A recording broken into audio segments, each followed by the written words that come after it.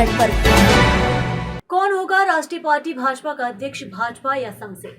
Delhi BJP का राष्ट्रीय अध्यक्ष कौन होगा, इस पर लंबे समय से कयासबाजी चल रही है। जितने सूत्र उतने नाम सामने आ रहे हैं। कुछ दिन पहले महिला नेता को इस पद पर बैठाए जाने की हवा उड़ी, 4 नामों को मजबूती के साथ रखा गया, लेकिन अब एक बार फिर हवा बदली है। अब पार्टी सूत्रों का दावा है कि कोई संगठन का ही आदमी पार्टी की कमान संभालेगा। बीजेपी के अगले राष्ट्रीय अध्यक्ष को लेकर सियासी गलियारों में हलचल तेज हो गई है। भाजपा ने राष्ट्रीय अध्यक्ष के चुनाव के लिए एक चुनावी कमेटी बनाई है। सूत्रों की माने तो वे पिछले 2 दिनों से काफी सक्रिय है। गुरुवार को इससे संबंधित एक बैठक भी हुई। पार्टी सूत्रों के मुताबिक राष्ट्रीय स्वयंसेवक संघ, आरएसएस और बीजेपी नेतृत्व के बीच नए अध्यक्ष के नाम पर सहमति बनना बाकी है। कई नाम चर्चा में है, लेकिन अभी तक किसी एक नाम पर अंतिम मुहर नहीं लगी थी। बीजेपी नए अध्यक्ष के चयन में संगठनात्मक अनुभव, क्षेत्रीय संतुलन और जाति समीकरणों को ध्यान में रख रही है। उदाहरण के लिए उत्तर प्रदेश और बिहार जैसे राज्यों में यादव जाति के वोटरों को साधने के लिए भूपेंद्र यादव का नाम चर्चा में है। इसके अलावा दक्षिण भारत में पार्टी की पैठ बढ़ाने के लिए दक्षिण भारतीय नेताओं के नाम पर भी विचार किया जा रहा है। फिलहाल महिला अध्यक्ष के नाम पर विराम लग गया है। बीजेपी और आरएसएस की बैठक संपन्न भी हो चुकी है। संभावित उम्मीदवारों के नाम पर विचार पूर्ण हो गए हैं। इस बैठक में पार्टी के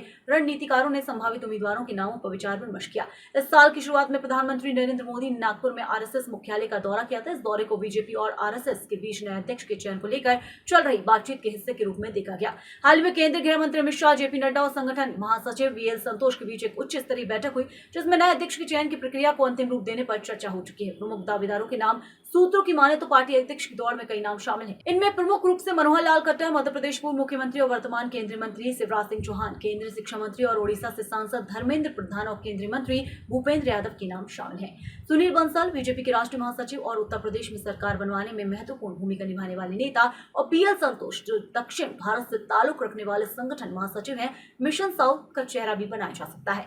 इसके अलावा महिला उम्मीदवार के रूप में निर्मला सीतारमण का नाम भी चर्चा में है। इसके अलावा वनीति श्रीनिवासन, जो तमिलनाडु की नेता है और कोयम्बटूर की दक्षिण से विधायक है। दक्षिण भारत से उनकी पृष्ठभूमि और संगठनात्मक अनुभव उन्हें मिशन साउथ के लिए उपयुक्त बनाता है।